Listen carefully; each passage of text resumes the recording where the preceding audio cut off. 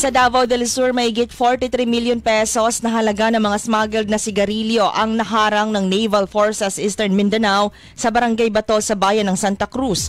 Unang nakatanggap ng report ang mga otoridad hinggil sa isang watercraft na galing daw ng Basilan kaya agad nagsagawa ng operasyon at tumambad ang 1,107 na kahon ng mga foreign brand na sigarilyo.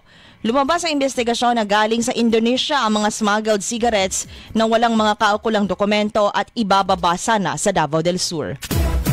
Sa Bukidnon, personal na sumulat si Quezon Bukidnon Mayor Pablo Lorenzo III sa DPWH para madaliin ang pagbabalik ng access road sa Bukidnon Davao Road. Hiling din ng alkalde ang pagbubukas sana ng temporary detour para hindi maapektuhan ang ekonomiya ng bayan dahil sa nasirang National Highway. Umaasa ang LGU na mapapadali ang pagtrabaho sa highway para hindi na rin mahirapan ang mga biyahero at daloy ng negosyo at sa iba pang mga bayan. Sa Davao City naman, malaking tulong daw ang mga drone sa Peace and Order Campaign ng Davao City Police Office o DCPO.